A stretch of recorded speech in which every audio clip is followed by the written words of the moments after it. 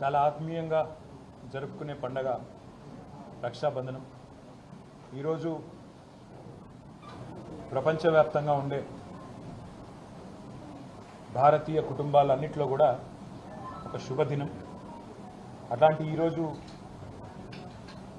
ఈ పండుగ జరుపుకుంటున్న ప్రతి సోదరికి, ప్రతి సోదరుడికి హృదయపూర్వకంగా మా అందరి తరపున శుభాకాంక్షలు తెలియజేస్తూ, తెలంగాణ రాష్ట్రంలోని ప్రతి సోదరికి, ప్రతి సోదరుడికి కూడా ప్రత్యేకంగా ధన్యవాదాలు తెలియజేస్తూ, మరి మా సోదరి కవిత గారు ఈరోజు రక్షాబంధనం తరపున సందర్భంగా మాతో లేకపోవడం బాధాకరమైనప్పటికీ తప్పకుండా వారికి కూడా న్యాయం లభిస్తుందని, 155 రోజులుగా ఏదైతే వారు వేదన అనుభవిస్తూ ఉన్నారో తప్పకుండా అత్యున్నత న్యాయస్థానంలో న్యాయం లభిస్తుందని చెప్పి కూడా మనస్ఫూర్తిగా ఆశిస్తూ, మరొకసారి ప్రతి సోదరుడికి, ప్రతి సోదరికి కూడా హృదయపూర్వకంగా శుభాకాంక్షలు అభినందనలు.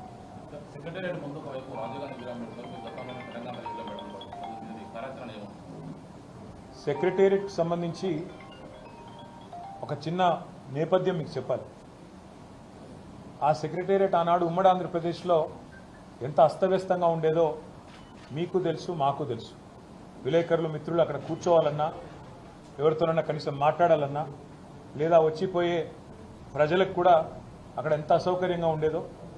ఒక అగ్ని ప్రమాదం జరిగితే అక్కడ కనీసం ఒక ఫైర్ ఇంజిన్ రాలేని పరిస్థితి ఉండేదో మీ అందరికీ కూడా తెలుసు. ఇవన్నీ చూసిన తర్వాత తెలంగాణ రాష్ట్రం ఏర్పడ్డ తర్వాత పెద్దలు, మా పార్టీ అధ్యక్షులు, తెలంగాణ తొలి ముఖ్యమంత్రి కేసీఆర్ గారు ఒక మంచి నిర్ణయం తీసుకున్నారు. తెలంగాణ పౌరుషాన్ని, తెలంగాణ యొక్క ఆత్మగౌరవాన్ని చాటే విధంగా చాలా గొప్పగా ఒక అద్భుతమైన భవనాన్ని నిర్మాణం చేసి తెలంగాణలోని భవిష్యత్ తరాలకు అందించాలనే ఉద్దేశంతో అక్కడ ఒక మంచి డిజైన్ ఎంపిక చేసి చాలా లోతుగా ఆలోచించి సెక్రటేరియట్ కట్టారు. కట్టిన తర్వాత ఆ సెక్రటేరియట్కి ఏ డాక్టర్ బాబాసాహెబ్ అంబేద్కర్ వల్లనైతే తను రాసిన రాజ్యాంగంలో పెట్టిన ఆర్టికల్ 3 ఏదైతే ఉందో దానివల్లనే తెలంగాణ రాష్ట్రం ఏర్పడ్డది. కాబట్టి ఆ మహనీయుడికి ఘనమైన నివాళి అర్పించాలని చెప్పి సెక్రటేరియట్కి ఒక పక్కన ప్రపంచంలోనే అతిపెద్దదైన బాబాసాహెబ్ విగ్రహం పెట్టారు.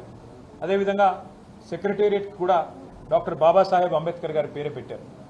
దాంతోపాటు కేసీఆర్ గారు అసెంబ్లీలోనే చెప్పారు, ఆ సెక్రటేరియట్లో కూర్చుని పరిపాలించే పాలకులు ఎవరైనా భవిష్యత్తులో వారికి వందలాది మంది తెలంగాణ బిడ్డలు ఎవరైతే త్యాగాలు చేశారో, తమ ప్రాణాలు అర్పించారో, అమరులయ్యారో, వారి ఆశయాలు, వారి త్యాగం నిరంతరం గుర్తుండే విధంగా, వారి త్యాగ నిరతి నిరంతరం జ్వలిస్తూనే ఉండే విధంగా అమర జ్యోతిని కూడా సెక్రటేరియట్కి ఎదురుగానే అద్భుతంగా ఒక పర్యాటకులను కూడా ఆకర్షించే విధంగా, అదేవిధంగా ఆ స్ఫూర్తి పాలకులకు కూడా నిరంతరం అందే విధంగా అమర జ్యోతిని ఎదురుగా పెట్టడం జరిగింది.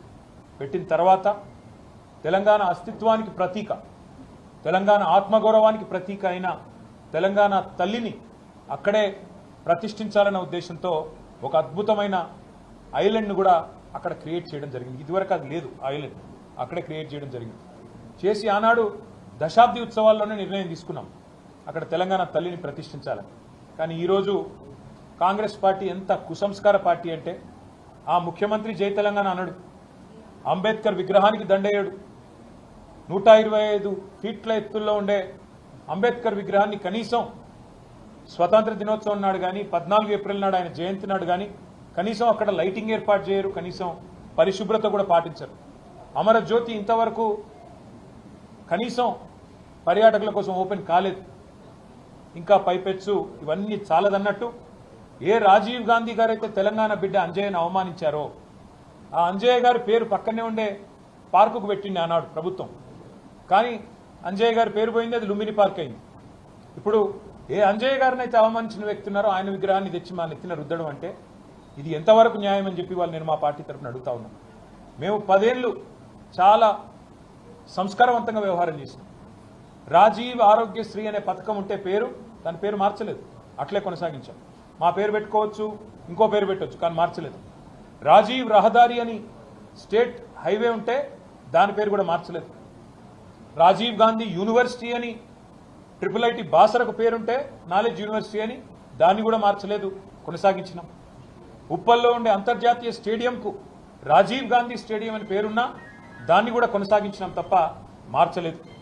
అదే మాదిరిగా అంతర్జాతీయ విమానాశ్రయం పేరు రాజీవ్ గాంధీ అంతర్జాతీయ విమానాశ్రయం ఉన్నా దాన్ని కూడా కొనసాగించినాం తప్ప కుసంస్కారవంతంగా ఆలోచన చేయలేదు. కానీ ఇవాళ బాధతోనైనా చెప్పక తప్పడం లేదు.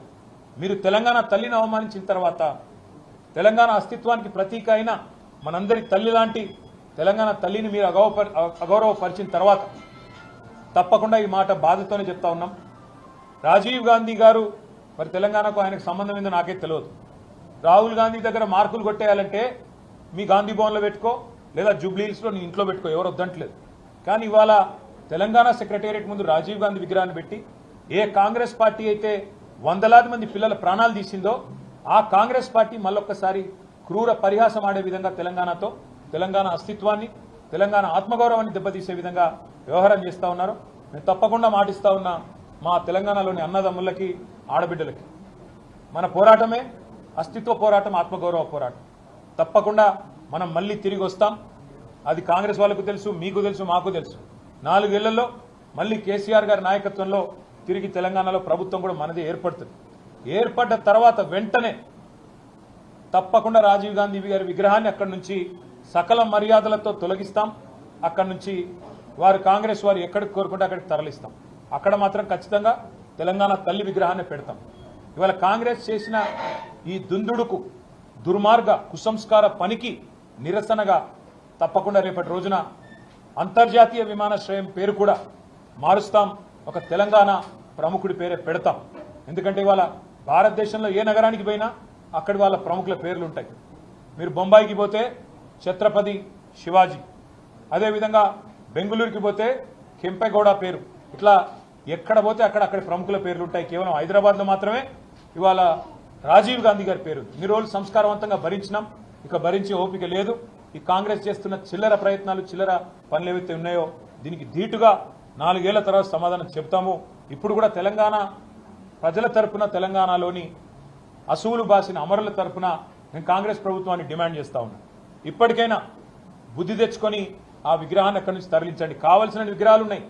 సోమాజిగూడలో రాజీవ్ గాంధీ సర్కిల్ అని పెట్టుకున్నారు మీరు, మేము మార్చలేదు.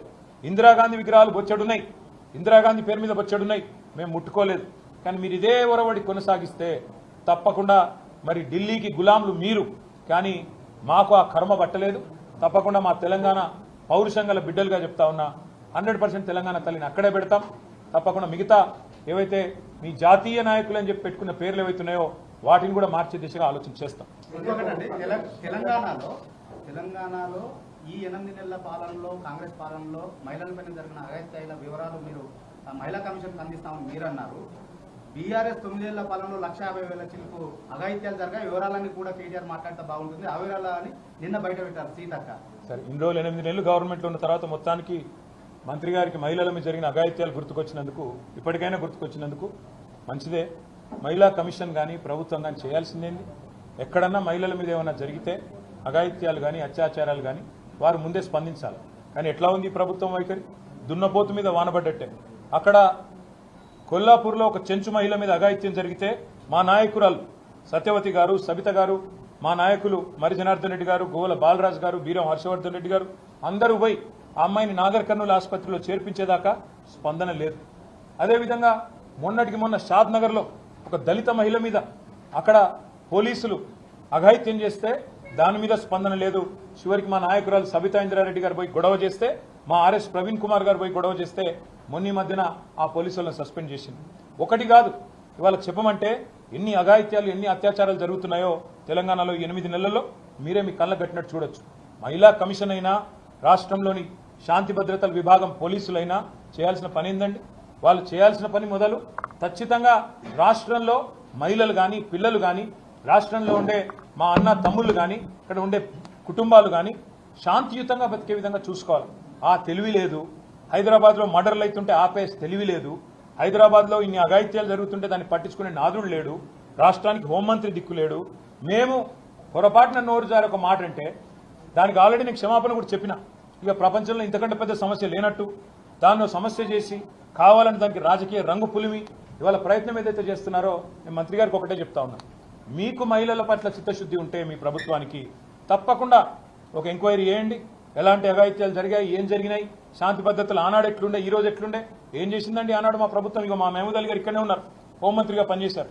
షీ టీంలు పెట్టింది ఎవరు, భరోసా సెంటర్లు పెట్టింది ఎవరు, విమెన్ సేఫ్టీ వింగ్ చాలు చేసింది ఎవరు, షీ షటిల్స్ ప్రారంభించింది ఎవరు, దిశాని ఆ రోజు ఒక ఇన్సిడెంట్ జరిగితే వాళ్ళు నేను అడుగుతా ఉన్నా, కోల్కతాలో ఒక అమ్మాయి మౌమితా గారి మీద అక్కడ దాడి జరిగితే, అఘాయిత్యం జరిగితే, చాలా కిరాతకంగా అమ్మాయిని చంపేస్తే ఏమంటున్నారు ఇవాళ ఢిల్లీలో డాక్టర్లు, ఇంకా ఇతర చోట్ల ఇతర నగరాల్లో అక్కడ నిరసన చెప్తున్న డాక్టర్లు ఏమంటున్నారు, తెలంగాణ తరహాలో న్యాయం చేయండి అంటున్నారు. Oh that is KCR, that is Telangana. మీకున్నదా మాట్లాడే నైతిక హక్కు? వాళ్ళు ఏం జరుగుతున్నది తెలంగాణలో? ఎవరి మాన ప్రాణాలకు రక్షణ లేదు, ఆస్తులకు రక్షణ లేదు. తెలంగాణలో విచ్చలవిడిగా ఇవాళ కిరాతకంగా హత్యలు జరుగుతుంటే పట్టించుకునే నాదుడు లేడు, హోమ్ మినిస్టర్ లేడు. వీళ్ళు మాట్లాడతారా? తప్పకుండా అన్ని విషయాలు ప్రజల దృష్టిలో పెడతాము. 100% ప్రజల దృష్టిలో కాంగ్రెస్ పార్టీని ఎండగడతాం. Thank you.